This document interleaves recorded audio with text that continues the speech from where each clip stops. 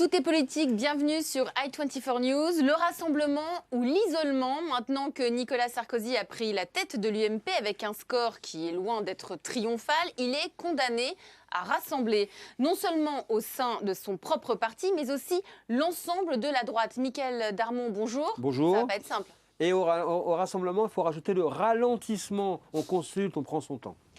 Christian Mallard, bonjour. Bonjour. Au Proche-Orient, la paix, c'est pas pour maintenant. Le conflit israélo-palestinien dure depuis 66 ans et sa résolution n'est pas pour demain. Allez, on en parle tout de suite. Mahmoud Abbas et Benyamin Netanyahou. Alors qu'en France, l'Assemblée nationale a adopté par 339 voix contre 151 une résolution qui vient du gouvernement à reconnaître un État palestinien, là-bas, le président palestinien, Mahmoud Abbas, a promis que le prochain gouvernement d'union avec le Hamas rejetterait la violence. On l'écoute. Honorables délégués, nous avons pris plusieurs décisions qui incluent tout d'abord à l'intention du Conseil de sécurité des Nations Unies de présenter un projet de résolution arabe qui comprend la reconnaissance d'un État palestinien avec pour capitale Jérusalem-Est sur les frontières du 6 juin 1967 et ce, dans un laps de temps déterminé.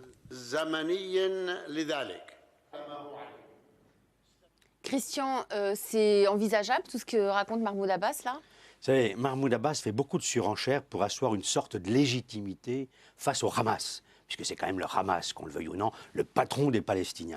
Donc déjà, il ne reconnaît pas à Israël le droit d'être un État juif. Moi, je regrette. Écoutez, quand on regarde la situation, Israël est un État juif. Il y a une majorité juive. Ça veut dire qu'il n'y a pas de reconnaissance de la part d'Abbas de l'État d'Israël ? Non, si vous voulez, il y a le problème qui est en train de se poser. Benjamin Netanyahou a proposé qu'Israël soit un État juif. Sauf qu'il a même des problèmes à l'intérieur de son pays. Vous le savez, puisqu'il y a deux ministres qui en sont partis. Attendez, mais c'est là la dérive. C'est là la dérive. Non, mais attendez, je termine le raisonnement. Vous avez Yair Lapid, son ministre des Finances, et puis Tzipi Livni, la ministre de la Justice, qui ont dit qu'ils ne souhaitaient pas qu'on accorde une prééminence juive à un État d'Israël. Ils souhaitaient une prééminence dite démocratique. Donc c'est un vrai débat, même à l'intérieur. Donc si vous voulez, quelque part... c'est là le dérapage. Pardonnez-moi, j'ai compris votre argumentation. Mais non, c'est pas mon argumentation. J'ai compris ce que vous dites, mais c'est là la problématique que vous posez. Mais c'est là la dérive, elle est là. Tout l'enjeu de la négociation israélo-palestinienne, israélo-arabe qui dure depuis effectivement 66 ans, c'est tout simplement que deux États au moins, puis vivre en coexistence, reconnus chacun en sécurité. C'est pas sur le caractère religieux, culturel de cet État. Aujourd'hui, la base même de l'État, c'est un État juif. C'est une dérive de attendez, qu'est-ce que vous diriez? C'est pas des accords d'Oslo. Pardonnez-moi, ce ne sont pas les esprits des accords d'Oslo. Attendez, Mickaël, qu'est-ce que vous diriez si en France, aujourd'hui... Attendez, vous permettez, j'ai même pas fini. Qu'est-ce que vous diriez si en France aujourd'hui, où on a 6 millions de musulmans, on est un État laïque, qu'on dise qu'on n'est pas un État laïque? Mais ça n'est pas du tout le sujet. Attendez, je vous pose la question. Mais ça n'est pas une question. Le sujet, il est actuellement sur comment faire revivre, revitaliser ce processus moribond, tant de fois processus moribond, tant de fois tué. Accord d'Oslo 1993, il n'y a rien depuis 21 ans. Alors pour Abbas, la solution c'est quoi? Pour faire reconnaître l'État d'Israël à côté de l'État palestinien. Je vous ai dit tout à l'heure. Alors pour Abbas, c'est quoi? On doit faire avec, c'est lui l'acteur principal côté palestinien. Alors Abbas, c'est l'acteur, écoutez, en tant qu'observateur, je vous dis une fois de plus que Abbas est l'acteur le moins pire de ce que nous avons sur le terrain. On doit faire avec, donc que pas mal de le propose-t-il? reconnaître. Mais je l'ai toujours reconnu. Je ne parle pas de votre part. C'est l'acteur avec lequel on peut encore discuter. Bon, simplement, M. Abbas menace de mettre fin à une coopération sécuritaire, c'est lui qui l'a dit, si on ne résout pas le problème tout de suite. Alors, moi je pense qu'aujourd'hui, on est en train de mettre de l'huile sur le feu à tous les niveaux. Ce qui s'est passé en France, je regrette, je vais vous le dire, et vous suivez ça de très près, on s'ingère dans les affaires d'Israël. Quand M. Fabius dit « il faut qu'on ait réglé le conflit d'ici 2 ans, sinon nous voterons unilatéralement pour l'État palestinien ». Mais attendez, c'est un problème de fond. Les sionistes qui cherchaient à l'époque à reconnaître le foyer national juif n'avaient pas de problème sur l'ingérence internationale. Tout le monde monde entier devait reconnaître le foyer juif national en train d'être constitué en État et ça ne posait aucun problème. Et c'était légitime. Mais ça n'allait pas moins aujourd'hui. Qu'est-ce qui est en train de se passer aujourd'hui? On va aller vers une dérive droitière en Israël. Parce que elle est déjà là, la dérive droitière. Netanyahou est là. Je finis. Yair Lapid est parti. C'est centriste. Tzipi Livni est parti. Maintenant, c'est Jewish Home avec Naftali Bennett. Ce sont les ultra-orthodoxes. Donc on est en pleine dérive droitière. Avec des élections anticipées au 17 mars. Alors là aussi, ça va mal du côté israélien en ce moment. Vous avez posé la bonne question, Elisabeth, parce qu'en fait, au moment où on dit il faut négocier et tout, ces élections anticipées ne vont rien arranger parce qu'il va falloir attendre maintenant le 17 mars. Il ne se passera plus rien avant. Netanyahou ne fera pas la moindre concession, ne discutera pas. Mais pourquoi il fait ça? Il est seul là? Comment ça se fait? Il limoge deux ministres. Que se passe-t-il? Et puis non, et je ne suis pas sûr qu'il sera réélu. Je ne suis pas sûr qu'il sera réélu parce qu'aujourd'hui, il y a trop de gens, même en Israël, qui disent on est en pleine dérive droitière. Très bien.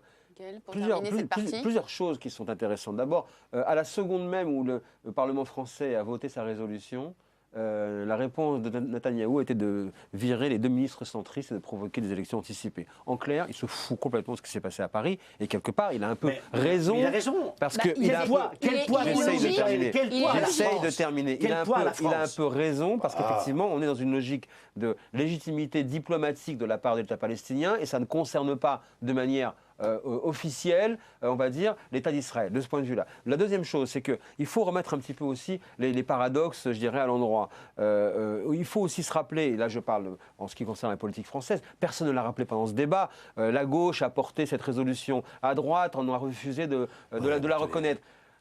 Historiquement, la gauche en Israël, c'est elle qui a conquis les territoires. La gauche a toujours été pro-palestinienne. La gauche fait du clientélisme avec ses propositions, avec les musulmans des banlieues. La gauche fait du clientélisme. Mais si, la gauche fait du clientélisme aujourd'hui. Je ne dis pas le contraire. Je dis simplement qu'il faut mettre en voie et M. Hollande rêve d'une conférence internationale sur le Proche-Orient parce qu'il a besoin d'un exutoire à la politique étrangère. Parce qu'il échoue à l'intérieur. Et quand on a 14%, c'est qu'on a échoué. Comme tout dirigeant qui se respecte. Mais n'oublions pas que c'est la gauche qui a conquis les territoires en Israël, c'est la droite qui les a rendus. La droite française n'a rien compris et elle est à côté de la plaque dans ce débat. La paix ne se fera qu'avec la droite de toute façon. On va s'arrêter là-dessus. Deuxième partie, tout est politique. Nicolas Sarkozy, saison 2. Nicolas Sarkozy, élu président de l'UMP, oui, a réussi à revenir à la tête du parti après une défaite à la présidentielle. Au lendemain des résultats, l'ancien président de la République était invité aux 20h de TF1 et il veut crever l'abcès au sein de sa famille politique. On le regarde. Notre devoir, quelles que soient nos ambitions, quelles que soient nos sensibilités, nos amitiés ou nos manques de sympathie, c'est de nous unir pour créer les conditions qui vont permettre une alternance moderne avec de nouvelles idées. Monsieur Villepin, je créerai un comité des... Et ensemble, nous allons créer les conditions d'un rassemblement, personne ne sera soumis, mais où l'intérêt général, l'intérêt collectif, la capacité à assumer l'alternance dans le pays qui est le nôtre, dans la situation où se trouve le pays, c'est notre devoir, comme je l'ai fait jusqu'à présent. Mickaël, il parle de petites querelles. En fait, on peut parler de haine au sein même de l'UMP. La haine est immense. C'est le mot qu'il a prononcé lui-même quand il est allé devant les députés cette semaine, en disant « Je suis stupéfait par le niveau de haine qui existe entre nous ». Bon, donc, en même temps, c'est la guerre. D'accord. Et puis l'image de la réconciliation, on nous met M. Juppé, M. Fillon qui rigolent ensemble. Mais qu'est-ce que c'est que cette mascarade? C'est une mascarade. C'est effectivement une mascarade, d'autant plus que là, on a un peu hôpital et charité. Pourquoi?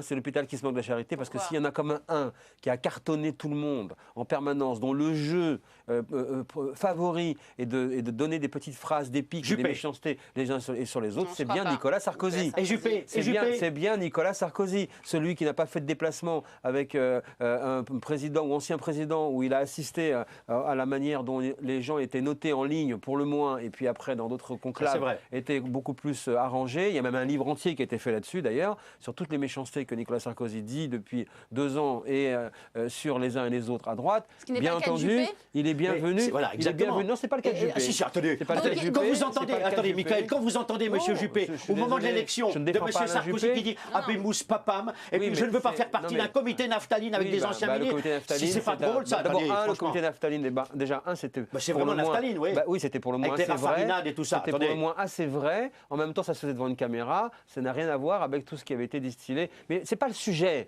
Le Attendez. sujet, il n'est pas là. Le sujet, il est qu'au fond, Nicolas Sarkozy décrète le ralentissement, décrète la consultation où il va prendre son temps. Pourquoi? Parce qu'il a Sans plan vu, d'apaisement. parce qu'il a Il vu a que besoin son de temps. score Il est n'est un pas bon, problème. c'est pas un Parce bon qu'il a score, vu qu'il est Mickaël. vainqueur, mais il n'est pas gagnant. C'est ça. Il est vainqueur, il est patron de l'UMP, c'est incontestable. Donc, ça veut dire qu'il n'y a pas d'arrogance sarkozienne, l'élection pas a été- d'arrogance. Je ne sais pas s'il y a de l'arrogance, il n'y a pas d'arrogance, il y a simplement le fait qu'il faut jouer le rassemblement. Toute la semaine, on l'a vu ramener et raccompagner plutôt les balai dirigeants, diplomatique. les dirigeants donc, de l'UMP sur le seuil de ce garage avec la lumière blafarde où il a mis en scène son rassemblement. Bon, il avait l'habitude de raccompagner les gens sur le perron de l'Élysée, c'était Cameron, Merkel, Abbas, Netanyahu.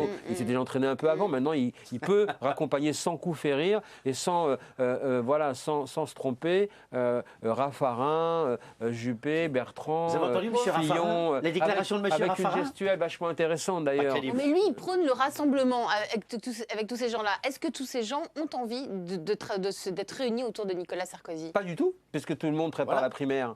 Que Donc tout c'était le monde pour rien, prépare la grande cette compétition. élection, ça veut non, rien on dire. est dans une... Non, pas du tout. Il fallait déjà mettre quelqu'un à la tête du parti. Il fallait envoyer des signaux pour assainir les frictions, notamment par exemple les pénalités payées par l'UMP de manière indue, puisque c'était le candidat qui devait les régler. Il a sorti son chèque. Donc le prix du rassemblement, c'est 363 000 €. C'est le prix du rassemblement. Ça a fait apaiser Avec ses propres les deniers. tensions avec ses propres deniers, comme le règlement donc, le stipule.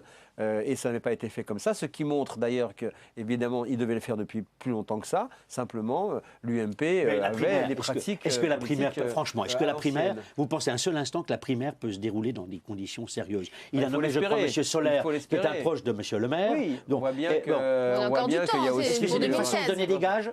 Bien sûr, c'est une façon de donner des gages. C'est une façon de donner des gages. Il donne des gages parce qu'il ne peut pas faire autrement. Il doit intégrer le rapport de force de Bruno Le Maire à 30%. Donc il place les leméristes maintenant, puisque maintenant Il est obligé. On les appelle ils comme ça existent. maintenant, ouais. On les a rencontrés. Donc du coup, C'est qui, les lemériste Thierry Solaire, Oui, Solaire. Damien Abad, Delphine Berkley, le député Aubert du Vaucluse. Il y a toute une jeune génération qui est autour de Bruno Le Maire. D'ailleurs, l'image de samedi soir, le soir de son élection la semaine dernière, était intéressante parce qu'il avait bien montré comment il allait organiser autour de lui la nouvelle génération pour envoyer autant de signaux à l'intérieur de sa famille politique. Donc il y a un rapport de force, Donc, Bruno Le Maire. Et d'ailleurs, À je peux vous dire, 59 ans, en confidence, Nicolas Sarkozy est un vieux dépassé à 59 ans. Quand ils font des confidences depuis quelques jours, les Juppé, Bertrand, Le Maire, Fillon se disent on a raté le coche. On aurait dû aller à la compétition à l'UMP l'UMP. parce que ça veut dire que Nicolas Sarkozy est prenable. L'analyse que tous ces gens-là font C'est qu'il du est- score, il est plus vulnérable. c'est qu'il maintenant il est Bien sûr, vulnérable, il est il est prenable et que ça n'est que le début pour la grande compétition qui se prépare, Et donc, c'est-à-dire pendant 2 ans et la demi, mère on va des batailles s'amuser, de la hein. droite, la primaire. On va Non. s'amuser pendant 2 ans et demi. Hein. Ouais, avec vous. On a largement le temps. Allez, tout est politique. Les images de la semaine.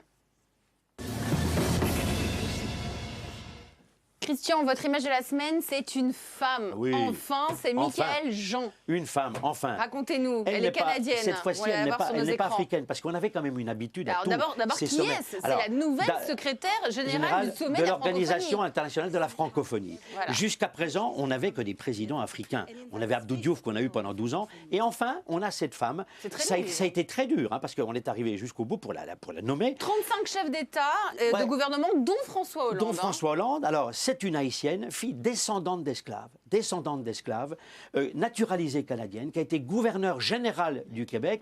D'ailleurs, il y en a un qui ne s'est pas trompé, on en parlait tout à l'heure, c'est Juppé. Quand il était dans son exil canadien, elle l'avait très bien reçu. Et Juppé est allé lui rendre hommage à Dakar. Donc c'est un signe quand même. Mais c'est une femme très intelligente et qui a quand même réussi à supplanter quand même un certain nombre de candidats de pays peu fréquentables, comme le Congo ou quelques autres qui voulaient présenter des Oui, candidats. mais en même temps, on a bien compris, quand on regardait un petit peu ce qui se passait, que c'est effectivement que ça ne pourrait pas être des représentants de ces pays-là. Et on a cherché, de ce point de vue, dans la francophonie, alors que Bertrand Delanoë avait été approché, par exemple. Il avait assez rapidement refusé, mais il avait été approché.